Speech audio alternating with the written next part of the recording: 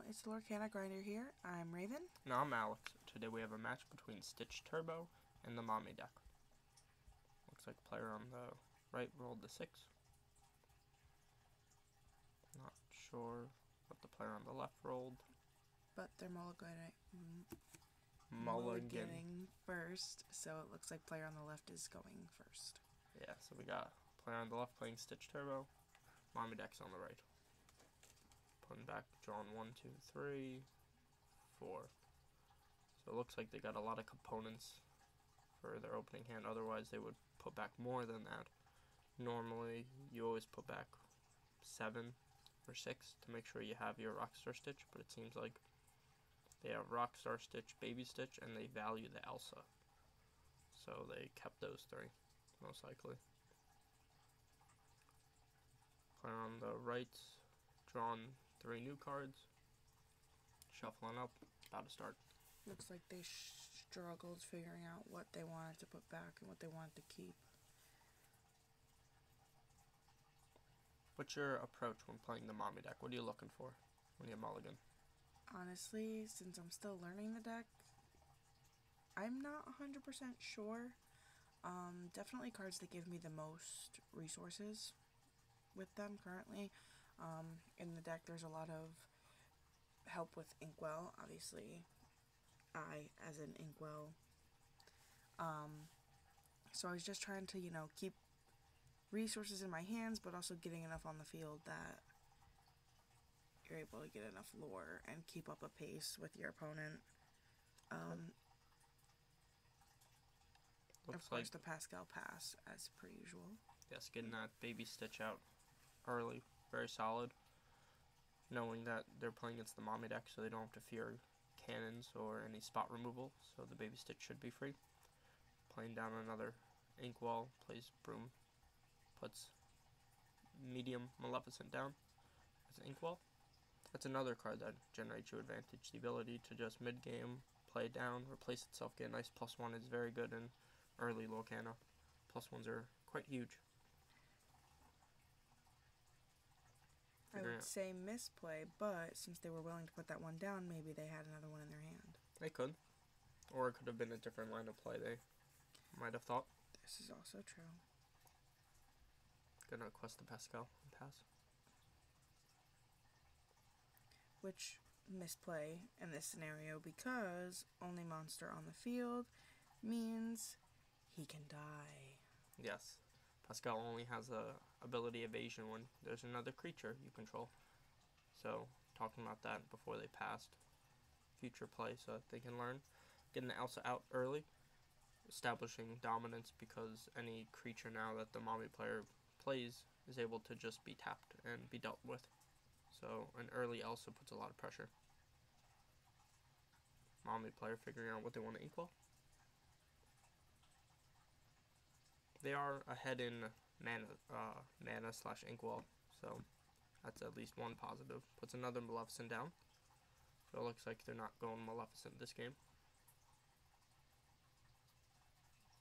Wants to get the Pascal back in their deck, so they could potentially draw it later.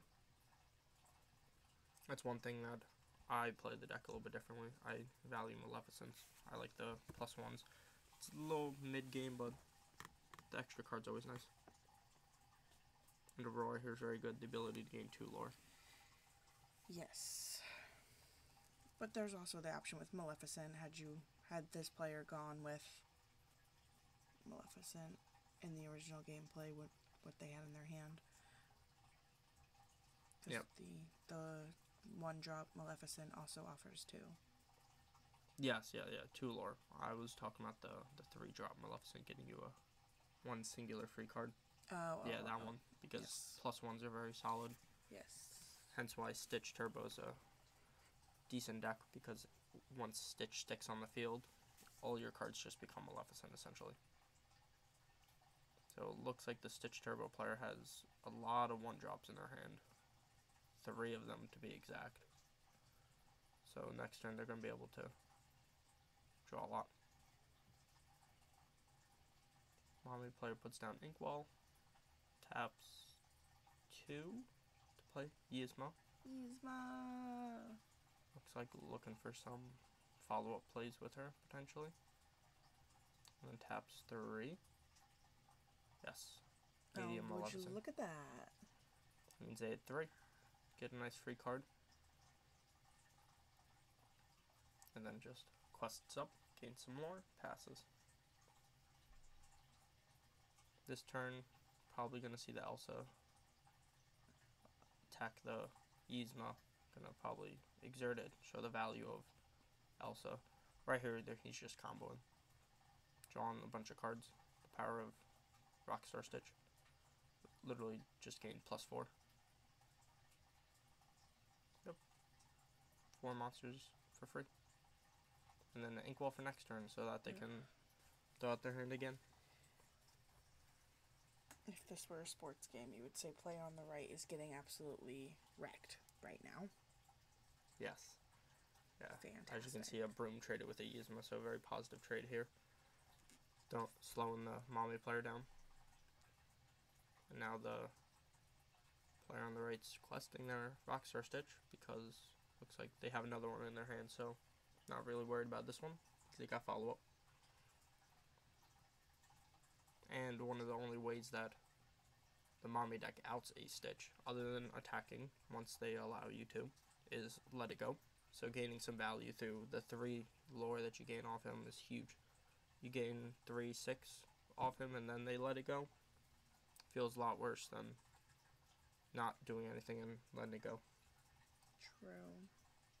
Looks like they got 6 Inkwell on the Mami side. Tap in 3 for the draw 2. Oh, discussing the option of exerting Yes, yeah. in order to play the card for free. So, for some reason, player on the right just taps all of their Inkwell rather than putting it back to its normal positioning. That's another. Somehow that made sense to them. That's another play that's really solid in the Mami deck, which you can go for. The deck doesn't have a general strategy like, for example, Stitch Turbo, where it's you go for Stitch every game. This deck has mid-range plays like you can go Aurora control and go Broom control. You can play generally good cards like the Maleficents, the Spot Removal, Yzma, stuff like that. But the Maleficent medium specifically works well with the draw 2 card because you can play her on turn 3, draw a card, and then the following turn you can tap her to draw 2 more cards Getting for even, free. yeah, Even more advantage. Getting even more out of the one card that, and just playing her would have only gotten you that one draw, and that's it. Exactly, and then your Inkwell's available for those potential cards you drew. Yep. Mickey's or Auroras, etc., or Elsa's. They can give you a lot for resources.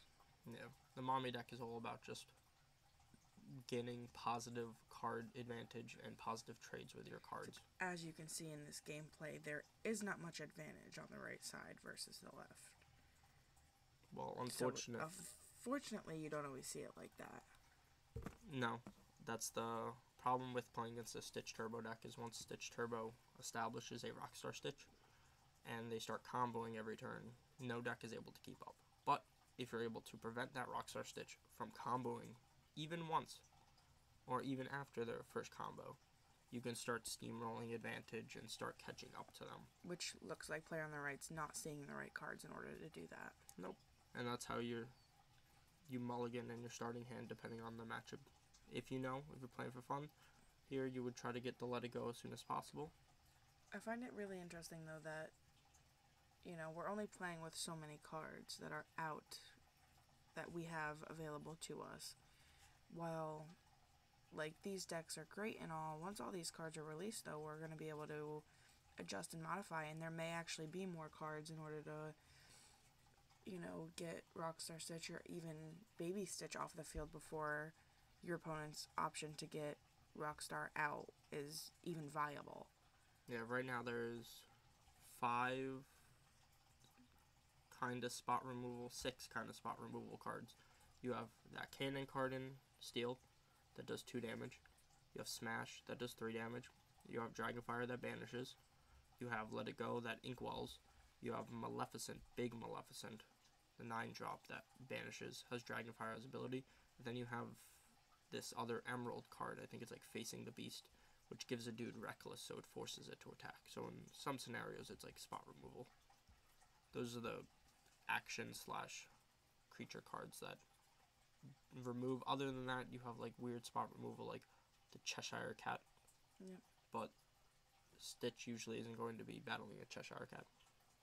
As you see play on the right, it's kind of just playing out right now what they have and the options that they had that were viable, but unfortunately have no options in order to kill any of the opposing players. Yep. Field, they're just gonna tap everything on the following turn, getting their 20 lore. Yep. And that is the end of the game.